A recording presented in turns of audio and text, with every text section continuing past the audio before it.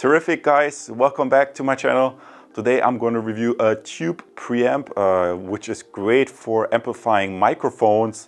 If, for example, you want to do a podcast or a live stream or YouTube videos such as me, and for some reason the preamp in your USB sound card is not strong enough, because that sometimes happens that you have a USB device you plug in the microphone and the sound signal is not strong enough, or you just want to improve the sound of your microphone by adding a tube. And guys, if you have followed my channel for a while, you probably have already noticed that I'm a big fan of tube preamps, and that's why I'm using them from the very beginning.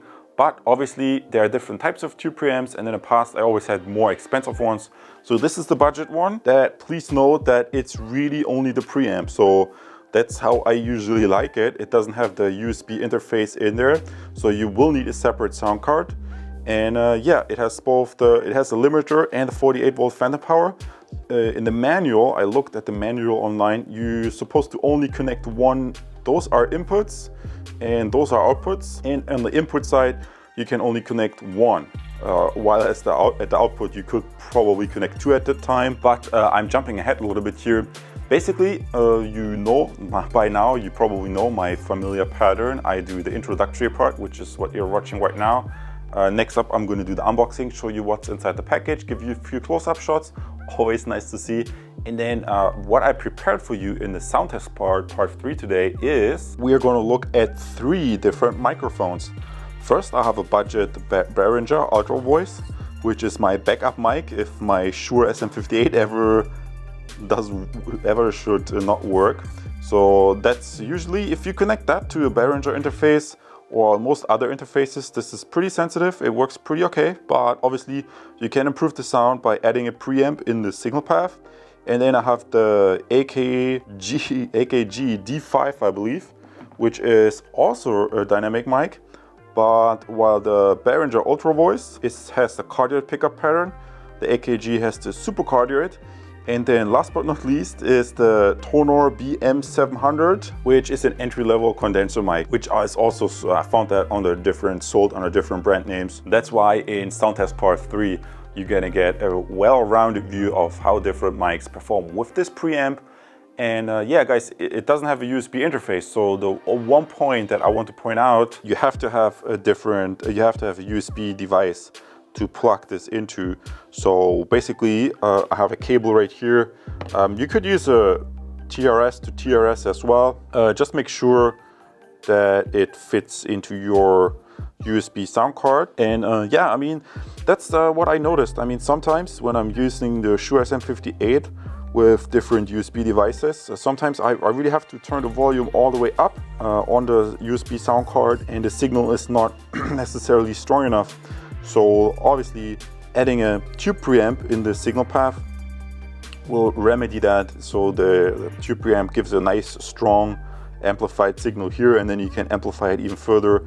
And then if in your podcasting, live streaming, or I'm usually only doing the screen recordings, you have a very nice strong signal to work with. So it reduces some strain for the preamps in your sound card. And obviously I like the tube. So that's the setup that I'm going to use for today to test the Behringer Tube 100 mic Ultragain. I hope I pronounced this right, guys. You know what I mean. Without further ado, guys, you can always use the navigation below. I'm excited you're here. Let's get started. Let's get rolling with this unboxing and sound test. Now, I'm really kind of curious if that will improve my sound, the Tube Ultragain mic 100. Like I said, I think what we're going to compare is how does this sound with different microphones. But without digressing any further, let's quickly look inside. We find a manual, sticker, the unit itself. I can take this out here real quick, and the power supply. So that's all there is to it. And then give you a little bit of a close-up shot of this nice little tube preamp. As you can see, you have the input gain. Usually, my experience is if you use a condenser mic, you enable the 48-volt phantom power, obviously, because it's a condenser mic. Then the condenser mics, they don't need that much input gain. Sometimes they can be rather sensitive. But as soon as you don't use the condenser mic, if you switch over to a dynamic one, because the dynamic ones, they don't have the phantom power, you usually have to put the input gain a little bit higher. Depending on your mic, maybe you just put it on the 1 o'clock position, others maybe 3 o'clock position. But in essence, because you're connecting this via the output to your external sound card, you basically have some double amplification going on, with probably the bunch of the amplification done by this nice little tube preamp.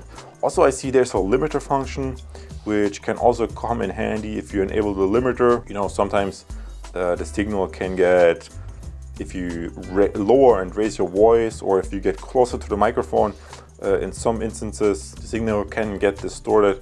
So the limiter in theory should remedy that. So that's what we're gonna check. And yeah, like I told you in the manual, I went to the Behringer website and looked at the PDF manual, and that stated you can only connect one input at a time. So either you use the TRS input or you use the XLR input, but never ever you can use both inputs. So please keep that in mind. Always read the manual before you use these devices. Output wise, I think the manual stated it was different. You can use 2 outputs at a time. So that's probably an engineering thing inside here. But guys, no guarantees if you do anything wrong. So please check for yourself. But that's the first overview.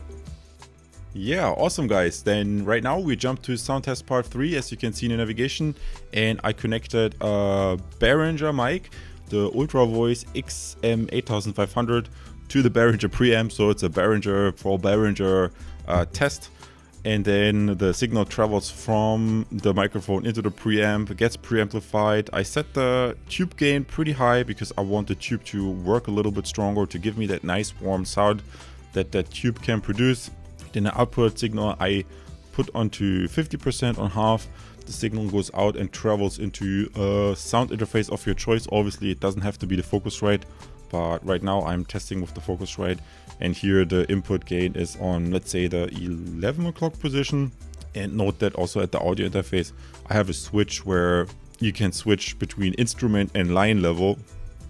So I switched this to a line level because obviously there's a balanced connection coming out. So I also want to make sure, that my audio interface accepts that balanced connection. So guys, what do you think of the sound of this microphone? This is a really cheap budget microphone with a budget preamp and then a mid-range audio interface. So without further ado guys, I don't want to draw this out too long. I'm kind of curious on how it sounds. I kind of want to listen to it myself. Why don't we just switch over to a little bit more pricier mic? Let's switch over to AKG dynamic microphone, also with a cardio pickup pattern, and see how the same setup performs with a different mic. So let's jump to sound test part 3B. Awesome guys, now we switch the microphones out. Right now you're listening to an AKG mic, the D5 vocal microphone. It's also a dynamic microphone, but it has super cardioid pickup pattern, so it should be even more focused on my voice. I think it's a tiny little bit less sensitive than the Behringer, which is kind of surprising, but I left the settings almost the same. So again, really strong tube drive. And also guys, I noticed this, it gets hot, right? It's a tube in there, so it gets pretty warm. So this thing draws quite a bit of power. The power supply was quite big. Maybe I can show this to you once more in the summary and conclusion part. Big power supply with here. I think it's like something like 10 watts or something that can draw, 11 watts. So that gets a little bit warm. And guys, my camera's battery seems to run out, so I want to be hurrying up a little bit. Only thing to point out, the AKG has a vario motion diaphragm, so that seems to be patented by the AKG company in various countries. So usually, for the most part, as a rule of thumb, if you step up certain pieces of your equipment, and that's what I'm always preaching with the XLR mics, it's really very interchangeable. The sound quality starts to gradually improve. So, and the rest is really like up to you as a user to set the right levels, to make sure everything's wired up correctly. Guys, I digress. Let's just jump to part 3C and test the condenser mic Tonor BM700 as well. And now we already jumped to sound test part 3, the last sound test part, where I see this a little bit too sensitive. That's a little bit tricky thing. If you have so many knobs, you gotta watch your levels that you don't put them too high, because obviously you want a strong signal, but you don't want it too strong. So I think the recommendation is minus 12 dB, something like this. So the Tonor BM700 is really a budget mic that's sold under different brand names, and I'm kind of curious to see how this budget gear performs with the Behringer Preamp. Sometimes it's surprising how good the quality of the budget gear is from a price value standpoint, but obviously it's not always the case. So that's what these reviews are for. You have listened to 3 different microphones. Phantom power is engaged obviously because it's condenser, and the input on the Focusrite are left the same, but you see the output gain I reduced by a quarter, and here the gain is also significantly reduced. So it goes to show condenser mics are more sensitive. So that's also why maybe if I bounce around on the table, they can pick up more of your room acoustics, or if you don't have this shock mount going on, then maybe vibrations can carry more easily through to the condenser mic. Guys, I digress. Let's just quickly jump to the summary and conclusion part, and I'm going to tell you what you can consider when shopping for various tube preamps. And guys, this thing gets warm. You can really use it during winter time to warm your hands. I mean, it's kind of like interesting. So yeah, that's the tube preamp. Tube preamps get warm, keep that in mind. So let's jump to the summary and conclusion. Exciting, guys. This concludes the review of the Behringer MIC 100 Tube Ultragain. I always have to juggle all these names in my head. And as you have clearly seen, it's a nice little preamp that helps you to amplify the signal before you send it into your sound card. And what we did so far, or better I should say, what we tested so far and what you have just listened to, are 3 different mics. And from my experience, the tube preamp really performed quite nicely across the board. And especially I noticed that with the Behringer mic, so Behringer, the Ultravoice XM8500, I mean, this is a really budget-friendly mic and it performs surprisingly good. So that's even an option that I would consider. The AKG D5, I feel, gave me a little bit more clarity. I'm losing the focus here every now and then. Gave me a little bit more clarity. It was a little bit more focused. And I think this is simply due to the fact that the Behringer has a cardioid pickup pattern, while the AKG D5 has super cardioid pickup pattern. So that also translates into the amplified sound from the tube preamp. And then lastly, I picked a super budget condenser mic, the Tonor BM700, I believe, guys. But I have to say, this was it sounded a little bit thin. And for what it's worth, I think the Tonor and the Behringer Dynamic, I think they're in a similar price category. This is a little bit more expensive. So I would prefer that one over the condenser, simply because I think it sounded better, it played better it sounded richer, while the condenser mic was a little bit thinner. And also keep in mind that this tube preamp obviously doesn't have a USB sound card in there, so it needs a separate interface. So you might want to check how do you connect this and what wires do you need. Probably what you definitely will need is one XLR to connect the microphone, and then maybe another one to go into your audio interface. And then you have to check which audio interface connections you have. With the Focusrite, for example, I have a switch here where I can switch between instrument and line level. I think the Steinberg UR12 didn't have that switch. Then you only have the instrument level. And obviously I could also have used my old trusty Swiss Sonic, because they also have balanced inputs in the front.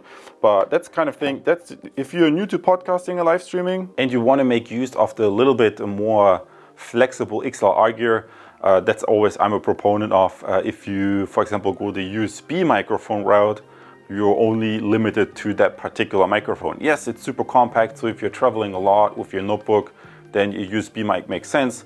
But if on the other hand you're doing podcasting or live streaming and you have a stationary setup most of the time anyway, then it makes sense to get a USB interface and then maybe top this off with one of these preamps to get a little bit stronger signal out of your microphone and have the flexibility. So make sure to check out a little bit of the cables, XLR, TRS, and so on, balanced and unbalanced connections, and then you should be fine.